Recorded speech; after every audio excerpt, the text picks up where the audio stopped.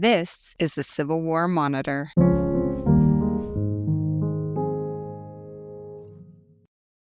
Civil War Breakthroughs. The Technological War is brought to you by the Civil War Monitor, a magazine that offers a fresh view of America's greatest conflict through the contributions of the country's top historians.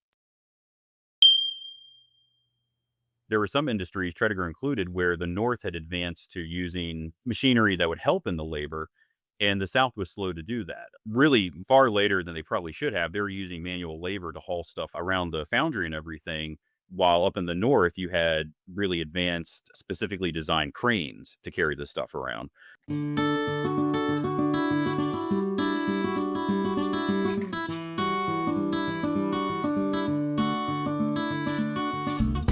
I'm John R. Heckman, the tattooed historian, and this is Civil War Breakthroughs, a new series about the inventions, ideas, and innovations that defined a new kind of conflict. In our first season, The Technological War, we'll examine the technologies from the ironclad to the camera that brought the Civil War into the modern age. On today's episode, I'm joined by historian Nathan Madison, author of Tredegar Iron Works, Richmond's Foundry on the James. We look at the crucial role played by Northern and Southern industries with a focus on how Richmond's vital Tredegar Iron Works fueled the Confederate war effort. Well, Nathan, I'm so glad to have you on this episode of the podcast. The thing that we barely talk about anymore is factory work in the American Civil War. We don't hear it a lot. It's not put into documentaries very much, sadly. And I'm so happy to have you on to talk about this industry. Yeah, thank you very much for having me. I'm very happy and honored to do so. You know, I heard about you through the grapevine, Nathan, in a good way. And I had some colleagues and friends say, hey, you need to reach out to Nathan about Tredegar and about industry in Richmond and beyond that. I've been to the area around Tredegar and you've done research on Tredegar. What was that facility like before the American Civil War? Because sometimes we concentrate on the Civil War, but not the antebellum period. Right. Around the James River there, right on the banks of the river, there were a good number of small industries before the war, some textile work, some tan yards, stuff like that. You really don't get large scale operations down there until Tredegar shows up, founded in 1837. Before that, though, you did have some small manufactories adjacent to what would later become Tredegar was the Virginia Manufactory of Arms, later the Confederacy Armory. And that would later become incorporated into Tredegar. But in the early 19th century, that was on the banks of the James River as well. That facility and the other facilities there in Tredegar later would make use of the James River and Kanawha Canal, specifically its water power, but also in transportation of goods and everything. So you had some small operations along there, but you really don't see large scale operations until the 1830s when a man named Francis Dean, along with a number of investors, founds the Tredegar Iron Works. So with this new technology at Tredegar and this idea of expanding the industrial output in the Richmond area, what are some of these broader advancements or industrial thought processes that's going on in 19th century America before the Civil War? Well, in Richmond and largely throughout the South, you had a lot of businessmen who were looking to try to compete with the North in some ways, but they never quite get there. And the reason the North had so many more factories and was more of a home for industry than the South was, it speaks to geological differences, geographical differences, cultural differences. But you had businessmen in the South who were wanting to become independent of Northern industries, particularly when you're talking about metallurgic industries, iron, later on steel, but that's a little bit ahead of ourselves. And one of the problems facing them, both in terms of technology, but also in manpower, was the fact that due to the South not having much of a manufacturing history, unlike the North, they really had to look abroad to find both the technology and the workmen to be able to build these facilities. That's why in Dean's case, when constructing Tredegar, he looked to Wales, specifically Tredegar, Wales, where the name eventually became American Southernized down here to Tredegar, to get the workmen who were iron masters in what was at the time the largest producer of iron in the world. He had to reach out to them to get that expertise to build the first rolling mills, to build a lot of the structures that would be down there at Tredegar.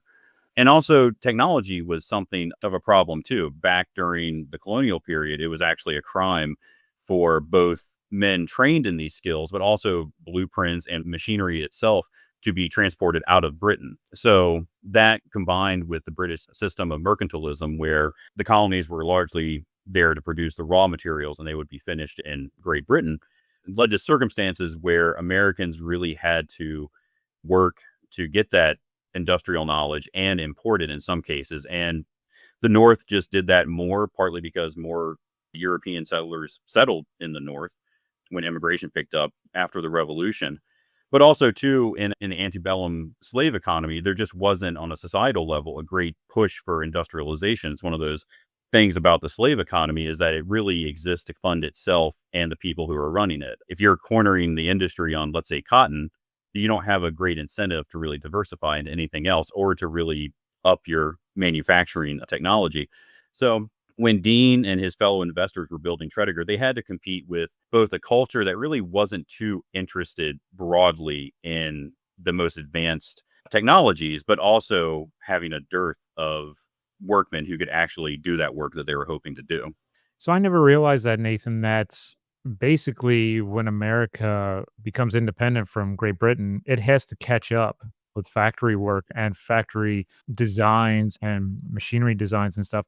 So you can almost say that the thing that we're going to talk about here in the 1860s has its roots in the 1760s. Absolutely. In a lot of ways, it really was a catch up. When the locomotive industry started in this country, our engineers were studying the work of those who had come before in Britain, who had designed the first locomotives at the turn of the 19th century. The same was true for metallurgy. Later on, the Bessemer steel process really became ingrained in America, but that was originated in Britain as well. So it really was a catch up game, really, I'd say, before the war, and certainly to a large degree during it. The North did a pretty good job in that just because they had the ability to do so. And it was really a wartime need to advance everything that they had in order to achieve their objectives. What does a factory do for a local community like Richmond? How does that help the economy, or does that bring people in from across the Atlantic, perhaps, where they're seeing new job opportunities? How does Richmond change due to this facility? I would say it largely depends on the type of industry itself. Richmond had a number of industries before Tredegar that it was very well known for. A flour milling was a particularly large one. The Gallego mills that were down not too far from Tredegar, relatively speaking, they were one of the largest flour producers in the early years of the United States. That was employing local individuals and everything. As far as Tredegar and the ironworking, initially the nucleus of the workforce were foreign born, again, because there weren't really too many homegrown iron masters. So you did have some kind of ancillary industries, the people that were making a lot of the tools they were using, unskilled labor that was brought in to move materials around. But your really skilled laborers at the very onset were coming from abroad. As things pick up, as Tredegar begins to diversify into other fields, locomotives, for instance, they pay top dollar to bring down some engineers from the north to get their expertise and everything. But that was a process in and of itself to create that home-based workforce that could accurately produce everything that they were hoping to produce. What was daily life like for this workforce? It doesn't sound fun. I've toured a couple of modern day ironworks, and it is hot. It is unique smell, let's say that. And I think back then it would have been even tougher. A lot of workplace injuries happening fairly often. You had workers setting up kind of mutual aid societies to help injured workers. This is before OSHA or insurance or anything. So industrial accidents were pretty common. It was hard work, long work. Tredegar, for a lot of its existence, had day and night shifts. So a lot of workers working in very extreme conditions. And it was all to a large degree, and that's another problem the Southern industry was facing. There were some industries, Tredegar included, where the North had advanced to using machinery that would help in the labor, and the South was slow to do that. Really far later than they probably should have. They were using manual labor to haul stuff around the foundry and everything, while up in the North, you had really advanced, specifically designed cranes to carry this stuff around. And I think that's partially because you have a mentality more so in the South of this is what laborers do, this is what they should do, especially when Tredegar was using enslaved laborers at the site. They weren't too interested in making things really easier for their workers. So it was hard work. It was certainly tough work. It was dangerous work. Depending on your position, you could make a fairly good living. There's a community up around the hills around Tredegar called Oregon Hill, and that largely started as a neighborhood of Tredegar workers that would just come down the hill and work and then go back up for the night. They had some housing on site as well in the earlier years, but it was a full-time job in every sense of the word. You were there a lot and very, very demanding. You mentioned the enslaved laborers a few times, and I was wondering, was there a time where you wouldn't have seen too many of them? Is there a time in the antebellum years where you had maybe a more of a white workforce, but then during the Civil War, there are more enslaved laborers there, or was it pretty consistent throughout its early history? It kind of ebbs and flows, really. The demands of the war, just because you had so many men going into the armed forces, relied more so on a enslaved workforce just by the nature of men being conscripted and everything. But even before that, there was a history of using enslaved workers just to create more of a profit for the company itself. In the 1840s, there was a strike amongst the white workforce, which was still at this point largely foreign born Irish and Welshmen. Tredegar's management was essentially forcing them to take on enslaved workers as their apprentices. And these were guys from Europe. They were very heavily invested in the guild system. A master chooses his apprentice, this sort of thing. They went on strike essentially against that, fearing not only what they considered an insult of having an apprentice, whoever it was, forced on them, but also they were worried about them being phased out of a job. They went on strike. The proprietor of Tredegar told them, okay, so long, you're out. And he tried to rely on a largely enslaved population for the workforce, but I don't think they had enough time to really learn a lot of those skills that they needed. So he eventually ended up hiring a lot of those guys back. But it was something that Tredegar in particular would rely on at times, partially to try to turn more of a profit. Either the company would own the slaves or they would rent them from another owner, or Tredegar would be using them as a wartime necessity as the need for skilled workers increased. During the war, this issue was such a problem that something called the Tredegar Battalion was formed, and that was largely composed of Tredegar workers, white workers, and they were allowed to be essentially kind of a home guard. If something was going on around the vicinity of Richmond, they would be called out to help defend or build entrenchments or anything, but they were stationed at Tredegar because it was such a vital role in the Confederacy's war effort. When war comes, what happens to Tredegar's output? What are they actually producing and where's it going? Before the war started, Tredegar was producing cannonry for what would become the Confederate States, but also the United States armed forces. So you have instances where in battles there are Tredegar cannons firing against Tredegar cannons. Really, up until Virginia decides to join the Confederacy, Tredegar is fulfilling orders for the Union Army. After the war starts, there are problems with them getting the needed supplies. Tredegar, for most of its lifetime, up until the 1950s, was largely powered by water power from the Kanawha Canal. It goes about 200 miles west of us here, ends up in Buchanan. And out there were a lot of blast furnaces, a lot of pig iron production. Coal was mined out there. And a lot of those raw materials were brought down the Kanawha Canal, the Tredegar. As the war began, both the canal, but also rail lines, by the time of the war, Richmond had 5 rail lines coming into it. Those were increasingly being cut off by the Union Army. So supplies were dwindling as the war continued. Eventually, they had to stop using bronze in cannons and had to make them in cast iron. So the war affected what they were making. And by the end of the war, approximately 1,100 cannons were produced by Tredegar for the Confederacy. So they were able to maintain output fairly close up until the end of the war. They also rolled the iron for the CSS Virginia.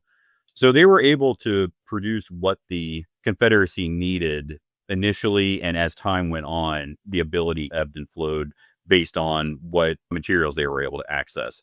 Before the war, Chesterfield Coal Basin, just outside, but also encompassing part of Richmond, was the source for coal throughout the entire country until the 1840s. And you have anthracite coal discovery up in Pennsylvania. So during the war and shipments from Pennsylvania were cut off, they were reopening some of these old mines that had been closed for a decade or two to supply them with coal to run their furnaces and everything. But as the war dragged on, supplies were lessened and lessened, and that affected what they were able to produce. When you were doing all of your research on this particular factory, was there any event that really stood out to you when you were looking through the records that was either a surprise or was something you just weren't expecting to see happening around Tredegar? Or is there a personality that really jumped out to you? Yeah, Tredegar was full of nothing if not personalities. The proprietor, Joseph Reed Anderson, was a general in the Confederacy. He was injured during 7 days and was returned to Tredegar, and the government told him, "We need you running this facility and managing it as you have at that point for about 2 decades."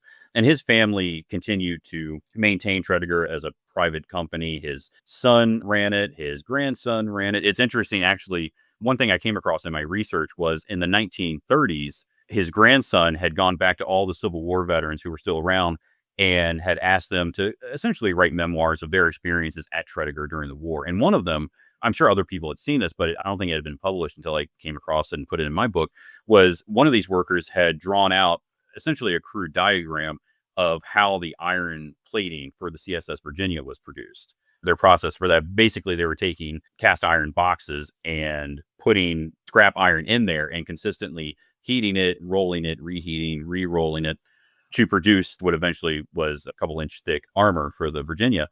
So it's interesting. And that's something, if you're looking just in Civil War history, you wouldn't have found it, but you're looking at throughout the entirety of the place, you come across things like that.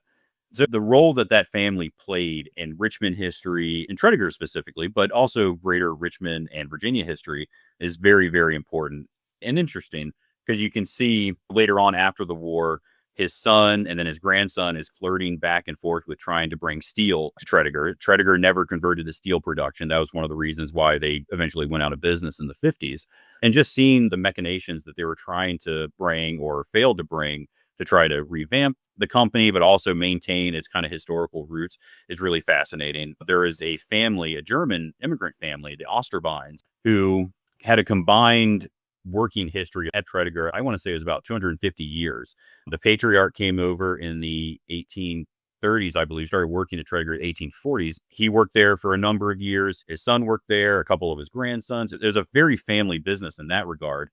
Another family that I've done a good amount of researching was the Delaney's. They were immigrants from Scotland, and they were at Tredegar before and during the war. And right afterwards, one of them went to go start what would be Richmond's next biggest industry after Tredegar began to subside, which was the Richmond Locomotive Works.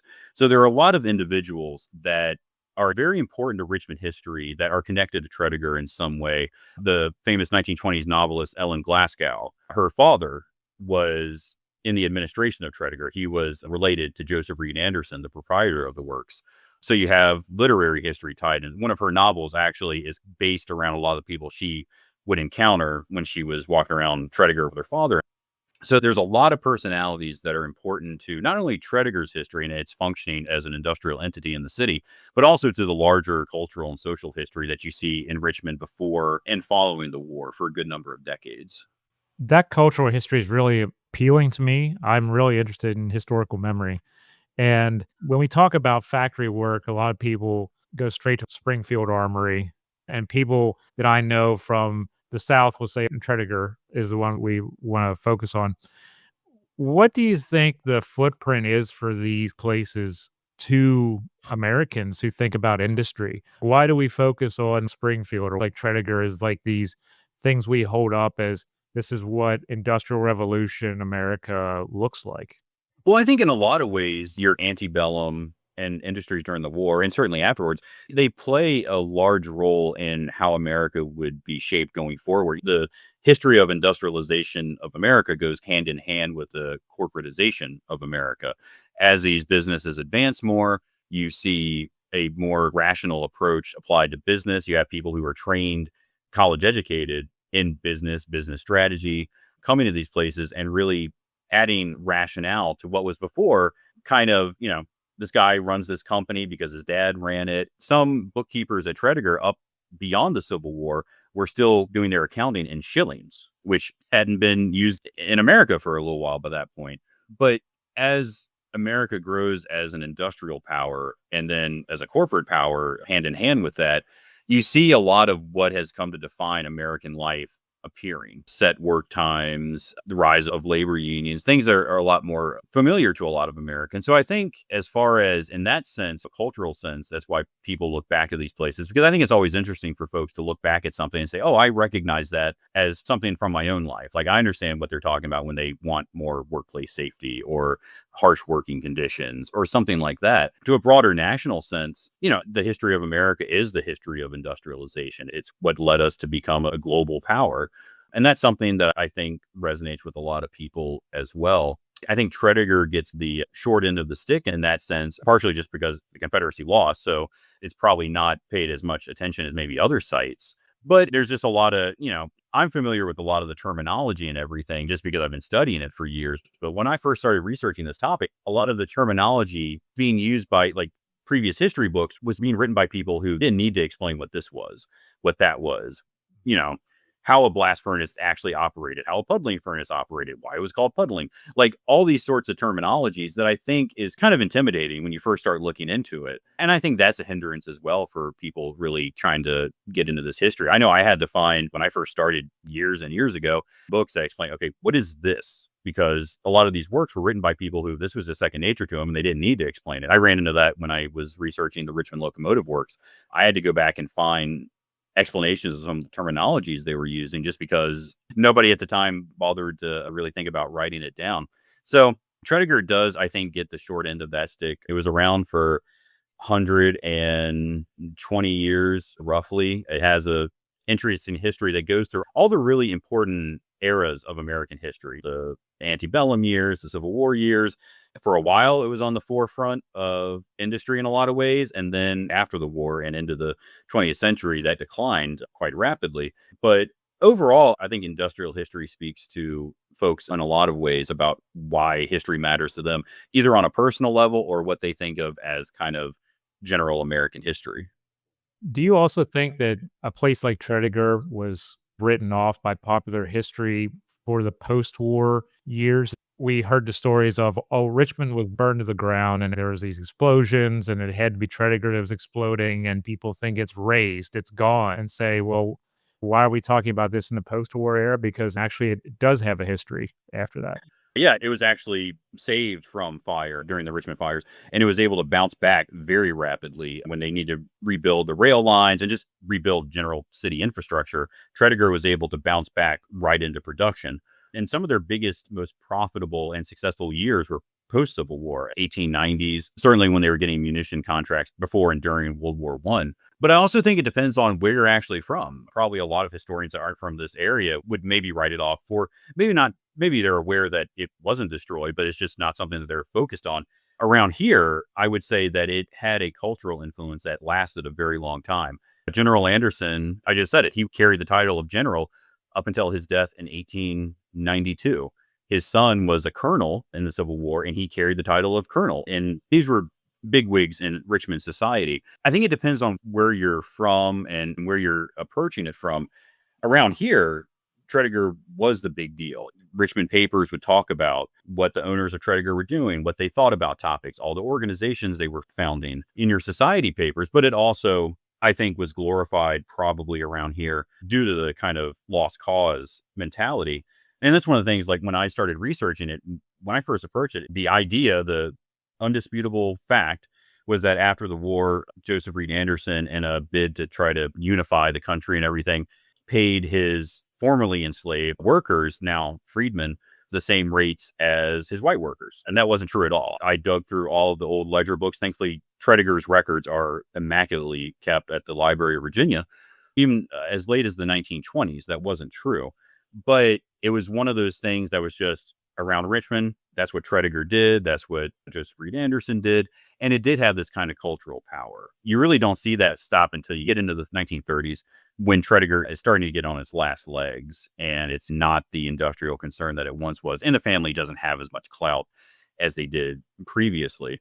So as far as why historians may or may not write it off, I think it really depends on how you're approaching the Civil War. And if you're approaching it from a way that would take into account those sort of cultural and societal aspects that linger on long after the war. If someone wants to research this kind of thing, what would you give them as advice? What would you tell them? Would it be something related to learning all this vocabulary from generations ago, or would it be something else?